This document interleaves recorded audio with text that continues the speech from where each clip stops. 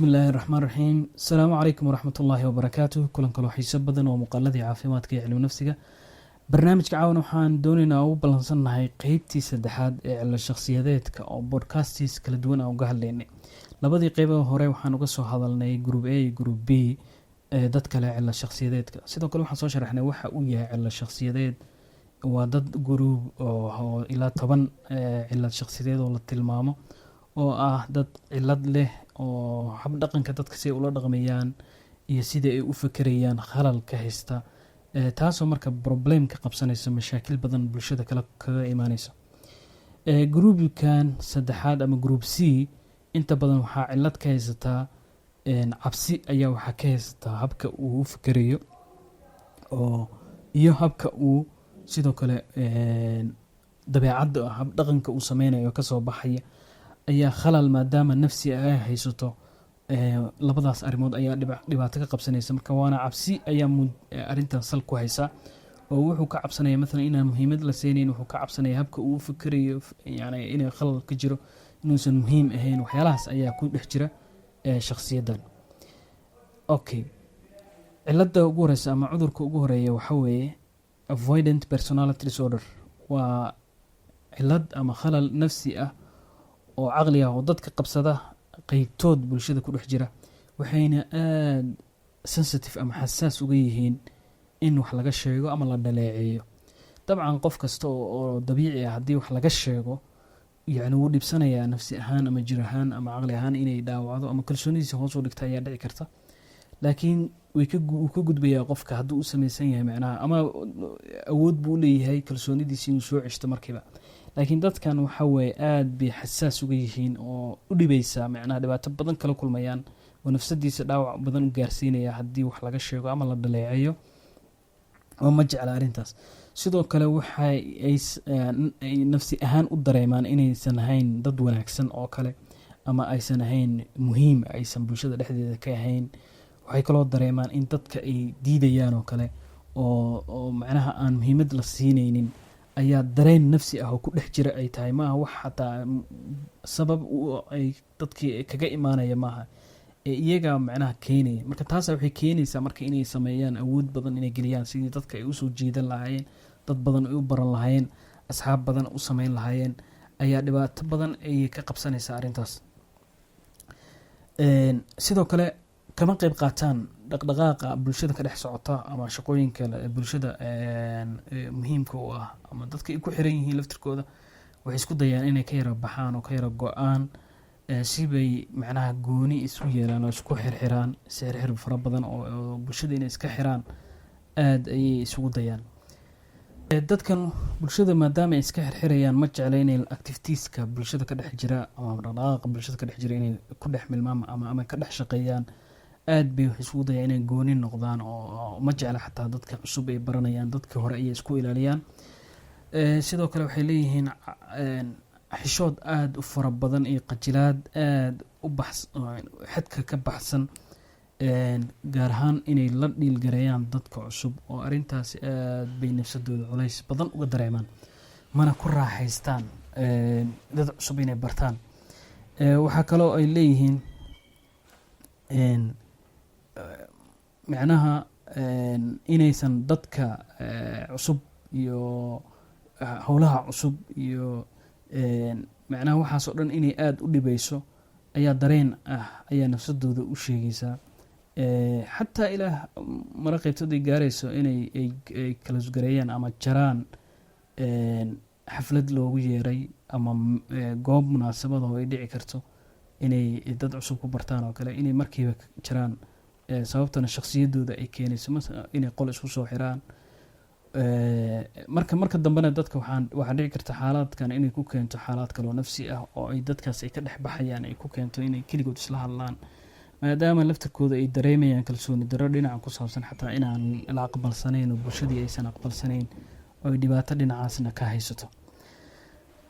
okay, cudurka labaad ama xanuunka labaad ee dhinaca nafsiga ee dhinaca cila shakhsiyadeeda qofka qabsan kara waxaa ka mid ah dependent personality disorder. dependent ama ictimaadi wax la yidhahdo cafar carabi ahaan oo qofka inuu qof ku tiirsanaado khalal ah nafsi ah oo keeni karta dad badan oo waxaad arkaysaa bulshada markaa ku dhex jirtana ciladan leh waxay aada ugu tiirsan yihiin dadka kale si xadka ka baxsan oo waxay u baahan yihiin si gooni ah in loo keergareeyo dabcan qof kasta wuxuu jecel yahay inuu qof ku tiirsanaado waa iska dabiici oo bini aadamka waa laisku tiirsan yahay oo dad xiriirada ha noqdaan kuwa faamiliyada ha noqdaan asxaabta yacni in laisku tiirsan yahay oo qof kale uu wax ka helo waa waxa dabiici ah oo nolosha ka jira laakiin dadka cilad shakhsiyadeedkan leh waxay leeyihiin ku tiirsanaan xadka ka baxsan tusaale matalan hadday u baahdaan inay shaar iibsadaan oo kale waxay maanta oo dhan isku dayayaan inay helaan talo ka baxsan iyaga oo arrintaas ku dhiirigelisa maadaama kalsooni darro nafsadooda ay dareemayaan inaysan keligood aysan awood u lahayn marka waxay sameynayaan xataa haddii qof ay waayaan markaas qofka ay wax ka iibsanayaan oo kale inay waqti badan ku geliyaan inay yidhahdaan shaarkan ma iibsan karaa maanta oo dhan ay kusoo noqdaan waa tusaale wax noloshoo dhan ayay ka gelaysaa marka qofkan inuu qofka ku tiirsanaado qofun ku tiirsanaado marka waxayna ka cabsanayaan keligood inay socdaan oo keligood inay wax qabsadaan kalsooni kuma qabaan waxay jecel yihiin inay wax lala soo qabto wax kasta xataa shaarka ay iibsanayaan waxay jecel yihiin qof kale inay u tiiriyaan oo aysan iyaga keligood waxba qabsan waa xaalad aada u dhib badan oo kalsooni darro qofka awoodiisa iyo waxyaalaha uu qaban karo aan la tusaynin maadaama khalal nafsi ama cilad ama cudur uu jiro oo dhinaca nafsaaniga ah marka taas waxay muujinaysaa kalsooni daradaas marka waxay keenaysaa qofka haddii xadka ay kasii baxdo in noloshii ay ku adkaato xiriiradii ku adkaadaan sidoo kale dadka sida uu la dhaqmi lahaa sababtoo qofna ma jecla qof sidaa xadka ka baxsan qof ugu tiirsan qof walba wuxuu jecel yahay qof kalsooni leh oo keligii socon kara la isbaritaari karo marna adiga lagu baritaaro marna isaga la baritaara laakiin qof ilaa xad meel kasta uga baahan in la taageero aad bay u adagtaa sidoo kale waxaa la yidhahdaa dadka cilad shakhsiyadeedka dad gurubo waxaa jira oo hore aan kasoo hadalnay dad jecel inay gooni u baxaan oo dadka ka carara laakiin qofkan haddii maalan labadaa qof ay isku soo beegmaan dab iyo baansiin ayay isku noqonayaan way adag tahayna bulshada in laga dhex helo qof u dulqaata qofka cilad shakhsiyadeedkan leh oo u samra oo is yiraahdo qofkan ka saar xaaladan ma garanaysaa in laga dhex helo aad bay u adag tahay wuxuu u baahan yahay mar walba tala bixin la siiyo in advice laga siiyo in convert zone loo sameeyo ama macnaha waxa la yiraahdo inuu ku dareemo raaxo in macnaha talada dadka kaga imaanaysa inay tahay tan munaasabka oo asaga uusan ikhtirac yeelan karin isaga uusan waxba soo iibsan karin isaga waxba qabsan karin isaga waxba samayn karin ilaa dadka kale tala ay kaga timaado marka haddii ay sii kordho arrintaana meel kasta ayaa nolosha qofka ka gelaysaa taasna xaalad aada u adag oo la noolaanshaheeda ay aada u adag tahay maadaama kalsooni darro badan ay jirto ay aada u adag tahay ayay noqonaysaa marka waxaa habboon qofka haddii xaaladaas uu leeyahay inuu dhakhtar nafsi ama qof takhasus u leh cilmiga nafsiga oo ka daweeya waxaan kalsooni badanna siiya oo sessions u sameeya ayuu u baahan yahay haddii kale isagana wuu dhibtoonayaa dadka kalena way ku dhibtoonayaan sidoo kale aad bay u adag tahay dadka cilad shakhsiyadeedka guud ahaan leh sida aan hore usoo sheegnaba in laga daweeyo xaalaadka nafsiga ah balse waxaan filayaa xaaladan waa xaalaadka ugu sahlan oo ay dhici karto in la daweeyo maadaama kalsoonidii uun qofka in la geliyo oo la dhiirigeliyo la yiraahdo keligaa wax soo qabo waxaan sameeya maanta laakiin ay u baahan tahay juhdi in lagu bixiyo dadka la nool oo ay dhici karto inay la noolaadaanna sidoo kale iyadana waxaa loo baahan yahay in la siiyo waxaa kaloo iyadana jira maalan caruurta oo kale haddii xaaladan ay ku dhacdo caruurta waxaa habboon waalidku inuu ku baraarugo in loo baahan yahay ilmaha in laga dhigo inuu keligii isku tiirsanaado oo uusan qofna aada ugu tiirsanaan ilaa xad intaas oo kale ah oo uu isbixin karo isaga nolosha ka qeyb qaadan karo qabsan karo wax soo kordhin karo ikhtirac keerin karo ay aada u badan tahay wuxuu kaloo qofkan leeyahay dependency personality disorderka macnaha wuxuu sameeyaa xiriiro isla markiiba uu ka baxayo oo ah aan joogeynin, maadaama qofka kalena uu ku dhibtoonayo isagana uu dhibtoonayo oo qofkii aada ugu tiirsanaanayo aada isku siinayo, waxay cilad ka keenaysaa qofkan xiriirkiisa iyo habsashadiisii iyo noloshiisa ay u socon lahayd ayaa dhibaato ka imaanaysa. Okay, groupka cudurka ugu dambeeya groupkan oo guud ahaanna ugu dambeeya 10 xaaladood aan kasoo sheegnay cilad shakhsiyadeeda, waxa ugu dambeeya obsessive compulsive personality disorder, xaalad la yiraahdo oo ah qofkan wuxuu aada u sameeyaa inuu wax wuxuu ku qabaa macnaha waswaas oo kale, waxaasuu maalan ku celceliyaa,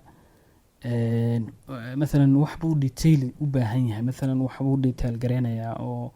aada u dhexgelaya. Maalan haddaan tusaale usoo qaadano, shaar uu iibsanayo kale wuxuu rabaa inuu dhinac kasta ka eego, dhinac kasta iska istaago, tafaasiishiisa helo. computer uu iibsanayo 100% wax walba su-aalo fara badan iyo uu ku celceliyo, rule uu isaga leeyahay saas inuu u egyahay, sidaan inuu u egyahay, waxaas yacni aad bay nolosha ugu adkaanaysaa. waxa kale uu waswaas ka geli karaa xataa dhinaca diintii, salaadihi ku adkaanaya qofkan, gacmihii u dhaqdhaqanaya maantoo dhan waa aragteen qofka. marka marna waa xaalad khalal nafsi oo la xiriira dhinaca moodka, oo inuu qofkan cabsi ay ku jirto, oo anxiety disorderska ayuu la xiriiraa. marna waxa waaye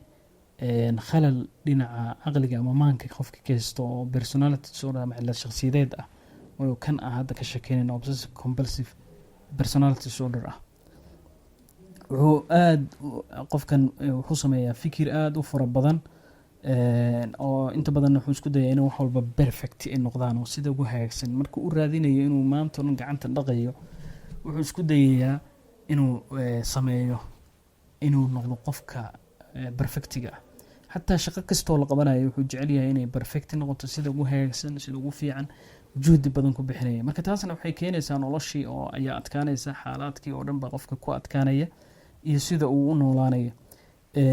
markastana wuxuu aaminsan yahay inaan perfectionka ama sida ugu fiican aan la gaarin ayuu aaminsan yahay, sababta mar walba